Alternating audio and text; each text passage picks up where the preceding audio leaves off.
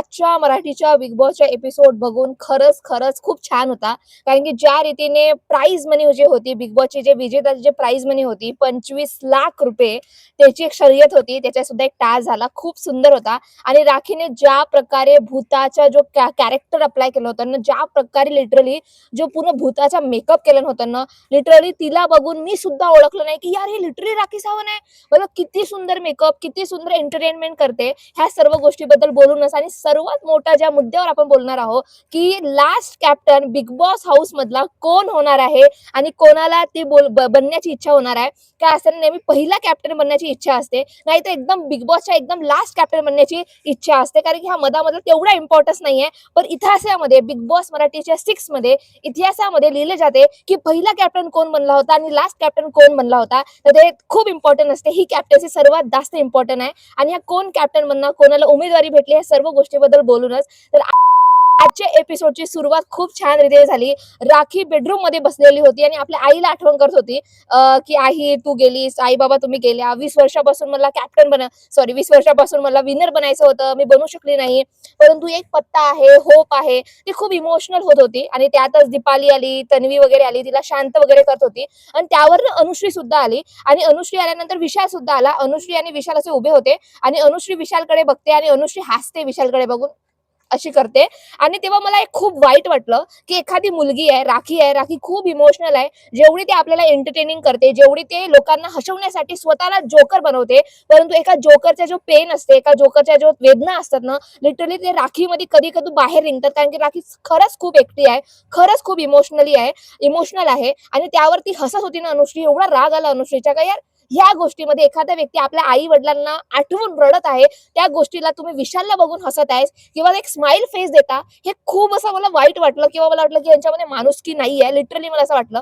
आणि ह्या गोंधळानंतर finally task सुरू झाला आणि जेव्हा टास्क सुरू असतात, सर्वजण हॉलमध्ये असतात आणि मग जेव्हा तो पडदे असे वर खुलतात ना, तेव्हा ना नेहमी नाही का प्रभू असते आणि प्रभू खालून असा वाढून बघते की काय टास्क आहे. मग तो रिॲक्शन वगैरे देते. तर आजच्या एपिसोडमध्ये प्रभू नव्हता, तर प्रभूला खूप मिस झाला. त्याच्यानंतर टास्क सुरू झाला आणि टास्क खरंच बघायला सोपी होता. लिटरली बघायला सोपी होता. असं होतं की ओके हा होऊन जाईल, ओके 25 मिनिटात होऊन जाईल, परंतु लिटरली खूप डिफिकल्ट टास्क होता. कारण की मेमरी, स्ट्रेंथ, तुमची पॉवर किती आहे, तुम्ही लक्षात किती ठेवू शकता, मग इकडे पण टॅकल करा, ह्या खूप साऱ्या गोष्टी होत्या. तर टास्क असा होता की 2-2 जोड्या फॉर्म होतील. एका जोडीला पूर्ण पूर्ण मधलं पट्टी बांधण्यात येईल, त्याला दिसणार नाही, तुम्ही इन्स्ट्रक्शन करा आणि दुसरा जो व्यक्ती आहे तो ऍक्टिव्हिटी रूम मध्ये झाला, त्याला जो नकाशा भेटलेला आहे, ज्या रंगाचा नकाशा भेटलेला आहे, छोटे छोटे पीसेस आहेत, त्या रकाने पूर्ण नकाशा असा पूर्ण बनवायचा आहे, पॅटर्न बनवायचा आहे. आणि दुसरी गोष्ट त्याच रंगाचे क्यूबिक म्हणजे त्याच रंगाचे पाईप वगैरे लावायचे आहेत. तर एक व्यक्ती धावणारा होता आणि एक व्यक्ती होता पट्टी लावणारा, जो जे पाईप आहेत ना ते आणून देईल, ह्याला ट्रान्सफर करेल. तर हा एक सुंदरसा आणि मस्त गेम होता आणि लिटरली बघायला मजा येत होती. असं हा ज्या बिग बॉसने अनाऊन्स केलं की हा टास्क तुम्ही कधीच रद्द करू शकणार नाही किंवा तुम्ही म्हणू शकणार नाही की बिग बॉस हा टास्क आम्ही खेळू शकलो नाही किंवा आमच्याने झालं नाही. कारण की हा टास्क जो आहे प्राइज मनी वाचवण्यासाठी आहे. प्रत्येक राउंड मध्ये 6-6 लाख रुपये भेटतील आणि 6 लाख रुपये मधून तुम्हाला वाचवायचे आहे. तुम्ही 25 मिनिटाच्या आधी परफेक्ट पॅटर्न केला तर तुमचे 6 लाख रुपये वाचतील तुमच्या प्राइज मनी मधून. नाही तुम्ही केल्या पॅटर्न तर तुमच्या प्राइज मनीतून अख्खे पैसे पूर्ण आउट होणार. तर त्यानंतर खूप सुंदर टास्क सुरू झाला. पहिली जी फेरी होती ना, खूप शॉकिंग होती. ती म्हणजे होती यार राखी आणि दीपाली. मी सांगून राखी आणि दीपालीचा कॉम्बोच खूप वेगळा आहे. मतलब दीपाली आणि राखी, मतलब राखी तुम्ही म्हणाल ना, राखी गेम मध्ये नाही खेळत आहे. राखीला कधी एक टास्क असला ना, ते चांगल्या रीतीने परफॉर्म नाही करत. काही ना काही तिचे कांडेचरी, काही ना काही तिचे मजाक होतच राहते. मग जेव्हा दीपालीने काय केलं ना, दीपाली ब्लाइंड, राखी आणि दीपालीचा टास्क सुरू झाला आणि राखीने डिसाईड केलं की ते पट्टी बांधून राहणार आणि ते पाईप दीपालीला आणून देणार आणि दीपाली इन्स्ट्रक्शन करणार राखीला आणि दीपाली तिकडे जाऊन पॅटर्न बी बघणार ऍक्टिव्हिटी रूम मध्ये, पॅटर्न काय आहे, कशा रीतीने पॅटर्न वगैरे केल्या पाहिजे. तर त्यांनी एकामेकाला डिवाइड केलं काम. त्याच्यानंतर मला असं वाटलं, जेव्हा मी त्याचे टास्क बघत होते ना, मला असं वाटलं की राखी जाणून बुजून इकडे जात आहे, स्विमिंग पूल मध्ये जात आहे, मग तिकडे जात आहे जाणून बुजून, मग बिग बॉसच्या द्वारकडे जात आहे. म्हणजे आपलं असं ना, पट्टी बांधली आहे तरी आपल्याला समजते की आपल्याला सीधा सीधा जायचं आहे.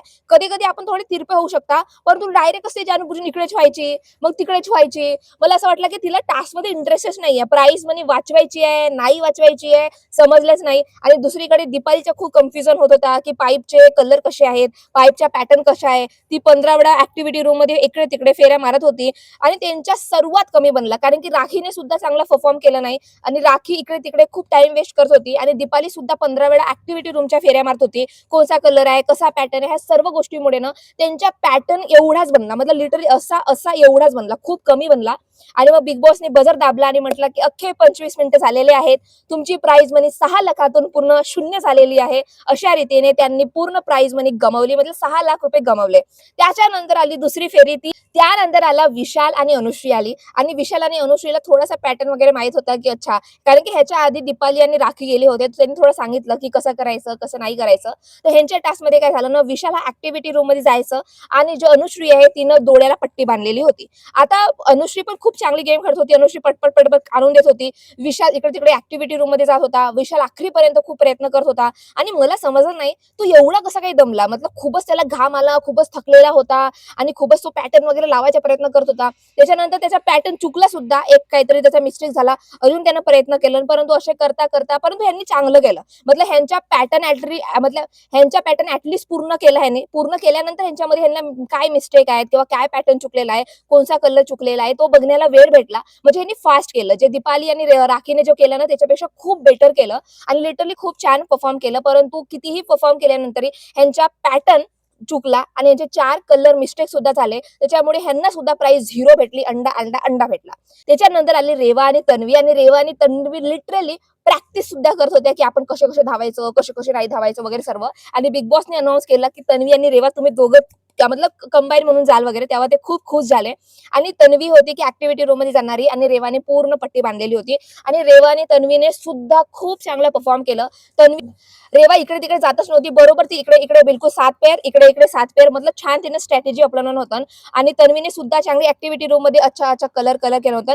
परंतु सर्व काय त्यांच्या सुद्धा टाइमच्या अंदर पूर्ण पॅटर्न झालेला होता. परंतु त्यांचे सुद्धा कलर मध्ये मिस्टेक झाली आणि त्यांचे सुद्धा 4 मिस्टेक झाले कलर मध्ये. तर त्यांना सुद्धा प्राइज मनी 0 वाचवला आणि ते सुद्धा आउट झाले.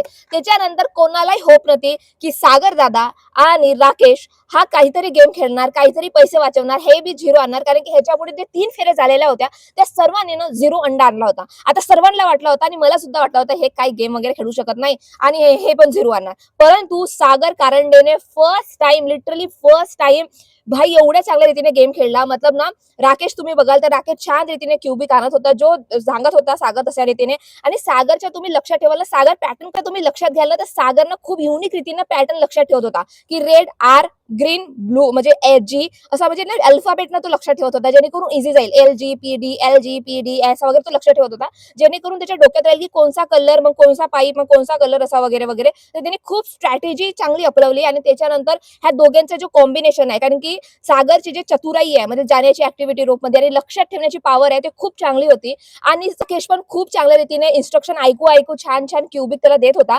ह्याच्या रीतीने त्यांचा पूर्ण टास्क झाला. अशा रीतीने त्यांचा टास्क पूर्ण झाला. त्यांनी चांगल्या रीतीने पॅटर्न केला आणि फक्त 1च सेकंद बाकी होता, नाहीतर ते सुद्धा हारलेले असते. परंतु त्यांनी फक्त मतलब 25 लाखामधून फक्त 25,000 रुपये वाचवले. आणि अशा रीतीने सागर कारंडेने आजचा गेम खरंच खूप छान खेळला. एवढ्या दिवसातून जेव्हा तो विशालच्या अपोजिट आला, विशालच्या अपोजिट खेळायला लागला, मतलब विशाल सोबत खेळताना दिसला नाही किंवा विशाल आजूबाजूला होता नाही किंवा विशाल पासून दूर होता, राकेश सोबत खेळला ना, खरंच तो आज त्याची पर्सनॅलिटी दिसली, आज त्याची चतुराई दिसली, आज तो गेम मध्ये दिसला आणि त्यानं खरंच खूप छान टास्क परफॉर्म केलं. लिटरली एवढ्या दिवसानंतर विशालच्या छत्रछायामधून शेपूट म्हणून बाहेर निघाल्यानंतर त्यांनी खरंच खूप चांगला गेम खेळला. लिटरली आय लव्ह सागर कारंडेचा गेम. खूप चांगल्या रीतीने त्यांनी टास्क परफॉर्म केला. फक्त 25 लाखातून फक्त 25,000 रुपये वाचलेले आहेत. आता खूप लोकांना प्रश्न पडणार असाल की यार मग बिग बॉसचा जो विनर होईल त्याला फक्त 25,000 भेटणार का? तर नाही नाही, पुढे जाऊन बिग बॉस सुद्धा टास्क देतील की त्यांना ते पैसे कसे कमवू शकतील, अजून पैसे कसे ऍड करू शकतील, अजून पुन्हा टास्क होतील, पण ते नंतर होतील, आता काही होणार नाही. मग ह्या सर्व पूर्ण टास्क वगैरे परफॉर्म झालं. त्याच्यानंतर राकेश राखीकडे गेला आणि त्याने सॉरी वगैरे म्हटलं माझ्या बिहेवियर पासून.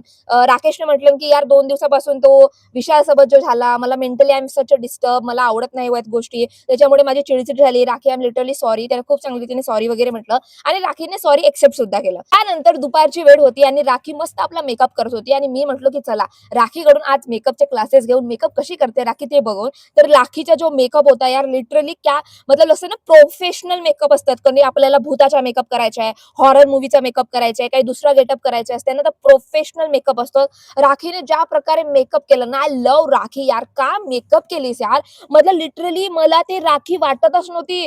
मला असं वाटलं की लिटरली चुडेल आलेली आहे. मतलब हे राखीची अपमान नाही करत आहो मी, परंतु लिटरली राखीने ज्या प्रकारे ती एंटरटेनमेंट करते, ज्या प्रकारे ती गेटअप करते, ज्या प्रकारे ती एकही मिनिट शांत बसत नाही. तिचं असं आहे की बिग बॉसच्या हाऊसमध्ये आलेली आहे, अख्खा महाराष्ट्र मला बघत आहे, हा जो प्लॅटफॉर्म आहे मला उद्या जाऊन माझ्या घरी जाऊन मला भेटणार नाही. जेवढा एंटरटेनमेंट मी करू शकते लोकांच्या, जेवढा मी प्रयत्न करू शकते ते प्रयत्न करते. ते कधीही झोपा काढत नाही किंवा कधी खाली बसलेली नसते. झोपल तरी काही ना काही तिचे ड्रामे सुरू असतात, बसेल तरी ड्रामे सुरू असतात आणि ज्या रीतीने ते एंटरटेनमेंट करते ना यार, खरंच तो असते ना एखादा सर्कस मधला जोकर असते ना, दुसऱ्यांना हसवण्यासाठी स्वतःचा जोकर बनवते. लिटरली राखी तेच आहे. ते खरंच दुसऱ्यांना हसवते, अख्ख्या महाराष्ट्राला हसवते, प्रयत्न करते, खूप साऱ्या गोष्टी करते, पण आतून ती खूप छान आहे, आतून ती खूप इमोशनल आहे, आतून ती खूप एकटी आहे आणि तिला सुद्धा लाईफमध्ये तिच्या प्रेम हवा किंवा तिला प्रेम करणारा व्यक्ती हवा. हे पूर्ण एपिसोड मधून पूर्ण बिग बॉसच्या सीझन मध्ये समजून गेलं की राखी जशी दिसते ना एंटरटेनिंग, तेवढीच ती हळवी आहे, तेवढीच साधारण मुलगी आहे, तेवढीच खूप छान आहे. परंतु ज्या रीतीने राखीने गेटअप केलं ना, आय जस्ट लव्ह इट यार rakhi, I love it, love it, love it. की भाजी वगैरे करत असते, आपला स्वयंपाक करत असते, त्यावर ते सांगत असते की माझी मम्मी ना माझा नेहमी हात भात भाजी केल्यानंतर किंवा जेवण केल्यानंतर माझी हातावर चुम्मा वगैरे करायची किंवा माझी आई अशी करायची, माझी आई वगैरे तशी वगैरे नेहमी सांगायचं. मला आईची आठवण वगैरे येते. ती नेहमी म्हणते आई बाबाचे तिच्या तुम्ही बघाल ना कन्व्हर्सेशन, नेहमी राखी जी आहे ना, आई बाबा मला आईची आठवण येते, आई बाबा तिचं चालूच असते. परंतु त्यावर सागर कारंडे, अनुश्री आणि विशाल हे खूप सुंदर रीतीने डायनिंग रूम मध्ये बसलेले असतात आणि डिस्कशन करतात. काय यार राखीचा वारंवार हिच्या आईचा बघू बघू ना असं वेगळाच वाटते. विशाल म्हणते माझी आई सुद्धा कॅन्सरनं गेली, अनुश्री म्हणते माझे पप्पा सुद्धा कॅन्सरनं गेले, आम्हाला थोडासा असा तरी आई वडिलांची आठवण आली तरी आम्हाला असं खूप भरून येते की नाही त्या गोष्टी नाही आठवावा. परंतु ही राखी काय नेहमी आई आई करत असते. मला असं वाटतं की प्रत्येकाची गोष्ट वेगळी आहे. राखी आपल्या आठवणीतून, आपल्या बोलीभाषेतून किंवा आपल्या छोट्या छोट्या सवयीमधून, आपल्या छोट्या छोट्या क्रियामधून आपल्या आई वडिलांना जिवंत ठेवते, आठवणीमध्ये जिवंत ठेवते. माझी आई अशी करायची, माझी आई अशी बोलायची, माझी आई अशी होती, माझी अशी आई होती, मेरी मम्मी ऐसी थी वगैरे वगैरे. ती नेहमी मस्ते आपल्या आठवणीमुळे ना ते जिवंत ठेवते. आता दुसरा विशाल असेल किंवा अनुश्री असेल, त्यांना ते आठवूशा नाही वाटत आणि त्यांना ते गोष्टी त्यांना कष्टदायक असते म्हणून ते आठवत नाही. सर्वांची आपल्या आई वडिलांना जे गेलेले लोक आहेत त्यांना आठवण्याची, त्यांना आपल्या डोक्यामध्ये किंवा आपल्या मनामध्ये किंवा आपल्या सवयीमध्ये ठेवण्याची सर्वांची प्रतीक किंवा सर्वांची ऍक्शन हे वेगवेगळी असते. कोणाला बोलून आवडते, कोणाला बोलायला न आवडते, कोणाला मनात ठेवायला आवडते, तर कोणाला बोलून व्यक्त करायला आवडते. म्हणून राखीला ज्या प्रकारे ते जज करत होते ना, मला बिलकुल आवडलं नाही. परंतु थोडीच्या कामच आहे निगेटिव्ह असणे आणि लोकांबद्दल निगेटिव्ह बोलणे आणि ते चांगल्या रीतीने पार करतच होते. तर आला सर्वात सर्वात सर्वात मोठा टास्क आणि तो म्हणजे होता की बिग बॉस एपिसोडची सर्व बिग बॉस मराठी 6च्या सर्वात आखरीचा कॅप्टन कोण होणार, कोण होणार, कोण होणार. कारण की सर्वात पहिला कॅप्टन बनण्याचा मान वेगळा असते आणि सर्वात आखरी बनण्याच्या कॅप्टनचा मान वेगळा असते. मी तुम्हाला खरं सांगू ना, पहिला जो बिग बॉसचा कॅप्टन बनते तो तेवढाच इम्पॉर्टंट असते, पण त्याच्यापेक्षा सर्वात जास्त इम्पॉर्टंट असते की बिग बॉसचा शेवट कॅप्टन कोण होणार. कारण की शेवट तुम्ही कॅप्टन झाला म्हणजे डायरेक्ट तुम्ही फिनाले मध्ये जाता, डायरेक्ट तुम्हाला इम्युनिटी भेटत आहे, डायरेक्ट तुम्हाला पॉवरच भेटत आहे आणि तुम्ही कॅप्टन्सी म्हणा, हे कॅप्टन्सी वगैरे एवढा इम्पॉर्टंट असते ना लास्ट वीक मध्ये, कारण की डायरेक्ट तुम्ही ट्रॉफीच्या बिलकुल समोर चाललेले आहात आणि हे खूप खूप मोठी गोष्ट आहे, लिटरली खूप मोठी गोष्ट आहे.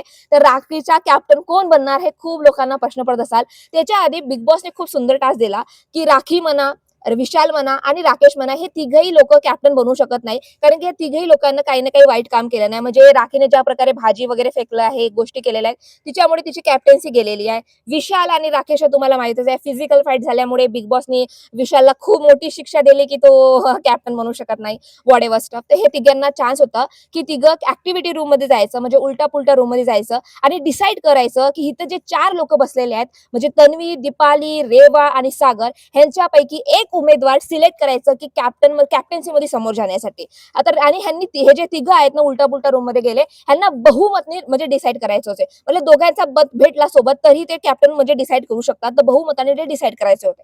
आता राखी मधात पडते. आता राकेशचं म्हणणं होतं की दीपाली पहिल्या सीझन पासून मतलब पहिल्या एपिसोड पासून ह्या सीझन मध्ये आहे. ती आतापर्यंत एकही वेळा कॅप्टन बनलेली नाहीये. तर राकेशची अशी इच्छा आहे. द स्ट्रेंथ ऑफ कॅरेक्टर मला दीपाली आवडते. दीपाली मला स्ट्रॉंग वाटते. दीपालीचा गेम पण मला आवडते आणि मला असं वाटते की ती आखरी कॅप्टन बनावा. आता विशालचं असं म्हणणं होतं की मला सागर दादा वाटते कारण की सागर दादाचा गेम अप झालेला आहे.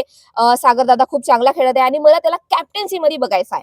आणि राखी ह्यावर सर्वात चांगला मोठा गेम खेळते. राखी राकेशला म्हणते तुला तन्वीला नाही बघायचं आहे का? म्हणजे तन्वी तो खूप स्ट्रॉंग आहे. मग तन्वीला काय वगैरे बनायचं नाहीये. त्यावर राकेश म्हणते की नाही मला दीपालीला बघायचं आहे कारण की दीपाली आतापर्यंत कॅप्टन बनलेली नाहीये आणि तिची कॅप्टन्सी मला बघायची आहे.